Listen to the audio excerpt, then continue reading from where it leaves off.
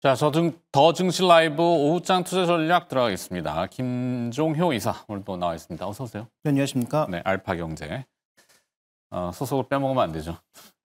자, 아우디 오늘 이제 오프닝의 맥락은 이제 수미상관을 연결하자면은 사실 트럼프 대통령의 관세 서한 타이밍에 미국 국채 발행이 이어지고 그거를 이제 원활하게 넘기려면은 사실 미국으로 조금 이 자금 환류를 원하는, 그래서 달러가 좀 강해지고, 그러니까 미국의 이제 재정 적자, 관세 이런 얘기들로 아시아 쪽이 좀 맞았잖아요. 특히 대중국 견제용이 맥락이다. 거기에 이제 옆에 붙어 있는 한국과 일본 우방국이지만 대놓고 그걸 했잖아요. 그러다 보니까 아시아 통화가 좀 약해지고 미국 달러 가치가 올라가니까 미국으로 돌아가려는 일부 뭐라고 표현해야 되지? 리턴 투 아메리카? 이렇게 해야 되나? 그게 좀 있어요. 오늘 외국인의 매도도 약간 그런 게 섞여 있는 것 같고, 그러면 이들을 잡아놓으려면 여기가 더 매력이야라고 어필해야 되잖아요. 그게 이제 아마 상법 개정 후속타인 지주사. 앞서 이제 최현덕 매니저가 좀 다루긴 했는데, 우리가 또 그걸 안 다뤄볼 수가 없잖아요. 거기에 지주사가 이제 자사주 소각. 그죠? 네, 근데 자사주 소각이라고 하는 게 결국은 저도 상법 개정되기 이전부터 이 자사주 소각에 대해서는 주장한 사람이긴 합니다만, 네. 이것도 이제 가는 길은 쉬울까는 좀 고민스럽긴 합니다. 강제로 막 자본시장을 손대서. 그렇죠. 그러니까 워낙 이제 찬반이 첨예한 이슈이기도 하고, 그래서 이걸 해주는 게 당연히 소액주주, 저 같은 소액주주 입장에서 너무 고마운 일이기는 하나, 그렇죠. 이 재원을 지금 우리가 생각할 수 있는 게 잉여금, 이익잉여금, 그 다음에 회사가 가지고 있는 현금, 돈 빌려서 할 수도 있고, 네. 여러 가지 이제 재원을 가지고 할 수는 있죠. 자산을 매각해서 할 수도 있고. 그런데 지금 이익잉여금이 많이 쌓여 있는 회사, 자사주 비율이 많은 회사가 예를 들어서 몇 년에 걸쳐서 갖고 있는 자사주를 1년 정도의 기간 안에 다 소각하게 만들면 그러면 그 재원은 어디서 날까라는 부분도 생각해 봐야 되겠죠. 네. 올해 발생하는 이익을 전부 쏟아부어서 몇 년치 쌓여있는 이익잉여금을 거기 다 쏟아부어서 과연 그건 또 적절한 일인가에 대한 고민도 필요할 것 같고, 그 다음에 우리가 왜 20, 30%밖에 안 되는 대주주의 이익을 지켜줘야 되는지 모르겠습니다만, 네. 어쨌든 대주주 입장에서는 경영권 침해라고 또 강력하게 반발할 가능성이 있으니 이거를 의견을 좀 수렴해 나가는 그런 과정도 필요하지 않을까라고 보고 있는 거죠. 그래서 저는 오늘 그 이슈를 잡을 때 신영증권, 부국증권의 급등이 나오니까 이런 종목군들 잡고 있습니다만, 저는 조금 전에 최현덕 매니저도 얘기했던 롯데지주 같은 게 더 눈에 띄고, 네. 오늘 제 눈에 가장 시장에서 눈에 띄고 있는 것은 중소형주의 급등입니다. 중소형주. 네, 근데 중형주에서 지금 급등하고 있는 것 대웅이고요. 대웅. 네, 그 다음에 롯데지주고요. 그 다음에 한샘이고요. 증권주 많이 끼어 있고요. KCC 끼어 있고요. 이런 종목군들이 대거 끼어 있다라는 거죠. 그러니까 그렇죠. 아까 이제 말씀드렸던 대로 자사주 소각에 있어서 재원이 충분한 이런 기업들, 자사주의 비중이 많은 것도 중요하지만 자사주의 비중이 많은 것보단 재원이 없으면 자사주 소각 못합니다. 네. 재원이 충분히 확보되어 있는 그런 기업들, 매각을 해서든 뭘 해서든 자사주 관련된 이 재원이 충분히 확보되어 있는 기업들을 오늘 대거 급등시키고 있다는 거고요. 자, 그다음에 어차피 세법 개정까지 갈 거 아니겠습니까? 네. 근데 지금 세법 개정에서는 이소영 의원이 발의한 그 배당 분리과세에 있어서는 35% 얘기가 많이 나오고 있단 말이죠. 근데 오늘 공교롭게도 이제 증권사에서 최근에 어떤 리포트들이 올라오고 있냐면 그 언저리에 있는 기업들, 그러니까 배당 성향이 20%에서 한 30% 사이에 있어서 배당 성향을 조금만 더 올리면 그 영역에 들어갈 수 있는 기업들, 이런 기업들을 최근에 막 솔팅해주고 있단 말이에요. 네. 그러니까 소위 이제 퀀트 리포트라든지 이런 쪽에서 지금 거기 언급됐던 종목군들이 대거 다 이제 급등을 하고 있습니다. 그래서 오늘 지금 움직이고 있는 종목군들 보면 아까 말씀드렸던 롯데지주, 대웅도 거기 속하는 종목이고, 그 다음에 증권주 꽤 많이 들어가고, 그 다음에 이제 KCC 같은 기업들도 거기에 이제 포함될 수가 있겠죠. KCC는 보유 이제 이익잉여금도 많지만, 그래서 유보율도 몇천 % 되는 기업이지만, 여기는 지금 들고 있는 거의 대부분의 자산 중에 유가증권이 꽤 있어서 HD한국조선해양, 예. 삼성물산 이것만 팔아도 지금 시총 규모가 되잖아요. 예. 그러니까 이제 이런 기업들에 대해서 갑자기 이제 관심이 확 가는 거죠.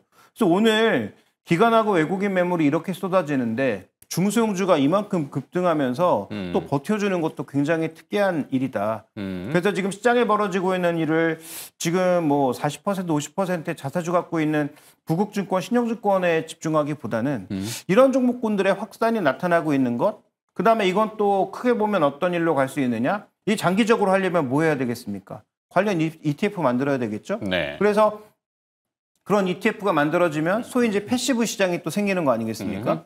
그러면 이제 그런 패시브가 들어올 것을 미리 염두에 두고 자산운용사 같은 쪽에서는 미리 베팅을 해볼 수도 있는 거죠. 네. 그러니까 오늘 시장에 제가 보는 그 시장 시황의 어떤 메인 포인트는 지수가 뭐 잘 버티고 뭐 트럼프 대통령이 뭘 하고 보다는 이런 종목군들이 대거 움직이고 있는 게 어떻게 보면 시황의 가장 중요한 포인트가 아닌가 이렇게 좀 보고 있습니다. 그러네요. 듣다 보니까 다양한 금융 상품들, 사실 상품 설계하는 게 굉장히 어렵죠. 뭐 제한이 되어 있고 피해가야 되고 하다 보니까 대부분 해외 IB들이 설계해 놓은 상품을 이제 카피한 뭐 펀드 오브 펀드 이런 용어도 쓰지만 그러다 보니까 매매 자체도 외국인 투자자들이 뭘 액션을 하면은 기관 투자자들은 그걸 카피해서 후행하고 그래 맨날 뒷북친다고 이런 표현들을 하잖아요. 가장 좋은 건 지수 만들어서 지수 카피 하는 거죠. 그렇죠. 네. 뭐 인덱스도 그렇고 근데 지금 말씀하신 ETF 상품들 증권사도 좀 바빠지고 다양한 상품이 있다는 얘기는 결국엔 거기에 먹을거리 수수료가 또 붙기 때문에 고객 입장에서는 선택의 폭이 넓어지고 거기에 이제 유동성이라는 것들이 들어오면은 이제 쭉 뭐 담을 만한 뭐 그릇이 커야 될 거 아니에요, 그죠? 네. 그러니까 우리도 결국은 뭐 월배당 상품 이런 것들을 통해서 이재명 대통령의 얘기 중에 하나가 그 배당 수입으로도 맞아요. 뭐 생활할 수 있겠다라고 있게끔.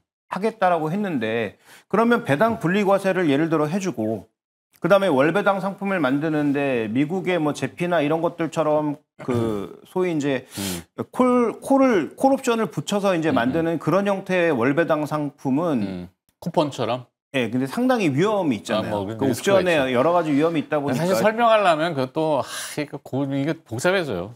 네, 그렇죠. 그래서 거의 콜옵션 그 매도를 결합한 그런 이 상품 자체를 설계하는 건 쉬워 보이지만 그건 시장이 굉장히 안정적으로 오를 때나 가능한 일이고 시장이 뭐 내리거나 급등하거나 변동하면 월배당 받기 힘드니까 그러면 이렇게 배당 기준으로 해서 월배당을 받을 수 있을 정도 혹은 뭐 분기 배당을 받을 수 있을 정도의 상품을 만들려면 아마도 제가 보기엔 대통령이 이런 발언을 내놨다라고 하는 것은 금융위나 누구를 통해서 거래소로 아마 그런 인덱스를 만드는 게 그렇죠. 지시가 떨어질 수 있고 뭐 지시라기 하기는 뭐 관치가 되기 때문에 좀 위험한 발언이고 그러니까 뭐 어떤 논의를 해볼 수 있는 뭐 검토해볼 수 있는 그러니까 대통령의 이제 뜻이니까 네. 그와 관련된 어떤 액션들이 추가적으로 나올 수 있고 그러면 그런 인덱스가 나오면 그런 인덱스를 복제한 여러 가지 상품들은 당연히 나올 수가 있고 그러면 자산운용사라든지 우리나라 기금 측에선 가장 큰 연기금 뭐 이런 쪽에서도 그런 상품들을 담을 가능성이 있고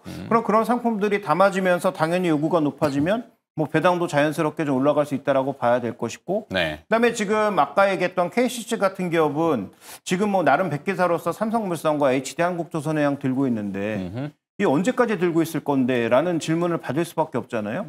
그럼 만약에 그걸 팔면 그 판돈으로 또 뭘 할 건데 라는 질문을 받을 수밖에 없는 것이고 이제 그런 형태의 조금 부각받을 만한 종목군들이 많이 있고 이걸 이제 우리가 가장 편하게 얘기하려면 딱 한마디로 묶을 수 있죠. 저 PBR. 근데 저 PBR인데 예를 들어서 턴어라운드가 없는 저 PBR은 좀 의미가 없고 최소한 이익은 내면서 이익잉여금도 좀 쌓여 있고 그다음에 이런 종목군들이 만약에 저 PBR 영역에 있다면 그러면 시장이 지금 평균 PBR 100까지 왔는데 그 밑에 놓여 있는 종목군들이 최소한 시장 평균으로는 와야 되는 거 아닌가라는 그런 논의도 진행될 수밖에 없다. 좀 이렇게 봐야 될 것 같습니다. 아침에 서부 T&D들 얘기들이 좀 오가던데 서부 트럭 터미널 아니에요? 그렇죠. 뭐 하는지 뭐 맨날 그 부지 개발하네 뭐 호텔 얘기들 있고 막 이러는데 근데 그 땅만으로도 이미 그러니까 그 땅만 가지고 있는 예전에는 이제 지주사의 개념으로 그죠 자산주 뭐 많이들 얘기했는데 한때는 그 하림 그룹인가요 또 뭐 판교의 그 뭐 물류센터 뭐 지하로 뭐 도로 뚫어가 하나도 된 거는 사실 별로 없고 맨날 말로만 많이 나왔던데 어찌됐건 이번엔 진짜로 액션이 되고 이재명 대통령과 이재명 정부의 특성은 내뱉은 말에 대한 실행이잖아요. 그걸 외국계 해외에서는 상당히 좋게 보는 것 같고 긍정적으로 보는 것 같아서 좀 요인이 좋다 이렇게 생각하고 개인적으로는 파생상품 양도소득세 좀 만져줬으면 좋겠는데 미쳐버리겠네 아주.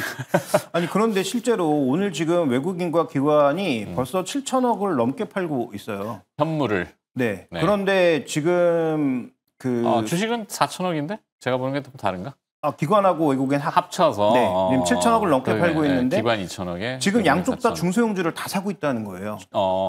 그러니까 조금 비중이 큰 거에 대한 매도가 있고 중소형주로 좀 교환을 하고 있다. 아까 이게 중소형주 교환이라기보다는 이제 아까 말씀드렸던 그런 유형의 종목군들을 대거 사고 있다는 거죠. 네. 그러니까 오늘 아까 이제 말씀드렸던 것도 오늘 대중소 수익률을 보면 대형주만 마이너스 보합 국면에 붙어 있고 네. 지금 중형주 거의 2% 오르고 있고요. 소형주도 2% 오르고 있는데 그 오르고 있는 종목 그 축이 오늘 얘기 나눌 신영증권, 부국증권이 저는 주인공이 아니라고 보는 거죠. 그건 이미 예전부터 얘기가 나와서 주가가 시동에 걸린 지 오래됐고 오늘 이렇게 새롭게 시동을 걸고 있는 종목군들을 보면 그렇게 이제 두 가지 영역에서 자사주 소각과 관련돼서 수혜를 받을 만한 종목 상법 개정했을 때 배당 성향 35%까지 올라서 분리과세로 붙을 수 있는 그런 종목군들의 오늘 시장에 매기가 좀 집중되고 있고 실제로 지금 단순한 매매 금액만 보면 외국인 기관이 팔고 있는 것처럼 보이지만 그런 종목군들은 오늘 좀 베팅을 하고 있는 게 눈에 보인다. 이렇게 네. 좀 정리해 볼 수 있을 것 같습니다.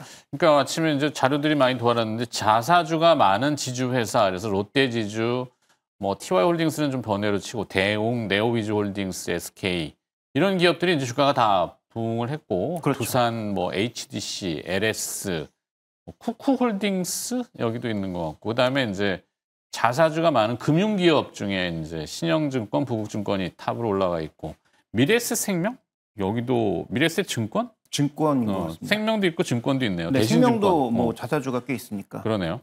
여기를 보기보다는 그래서 차선책이라고 하는 건 그렇지만 그 미들급으로 지금 내려간 건가요? 아까?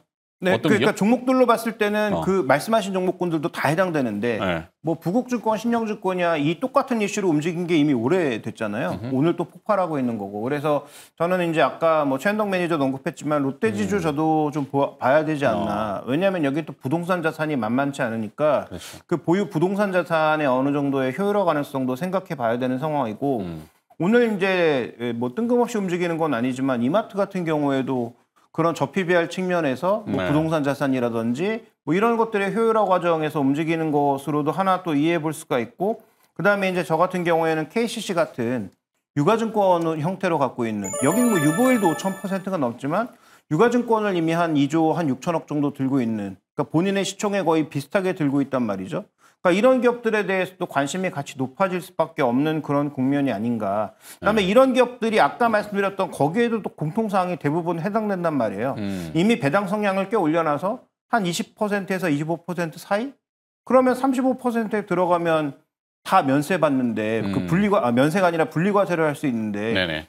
그러면 그 정도 그 배당 성향을 더 늘리는 게 이들 입장에서도 더 유리하지 않나라는 판단을 같이 할 수 있다는 거죠. 그러니까 그런 공통 영역에 좀 해당하는 종목군들이 오늘 시장 대비해서 꽤 견조하게 움직이고 있다. 좀 이렇게 좀 봐야 될 것 같습니다. 알겠습니다.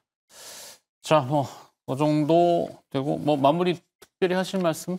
네, 특별히 없습니다. 다 종목까지 얘기한 것 같습니다. 오케이. 좀 일찍 끝나는 것 같지만 그냥 마무리합시다. 자, 알파경제 김종효 이사와 함께 더 증시 라이브 오장 투자 전략 들어봤습니다. 오늘 고맙습니다.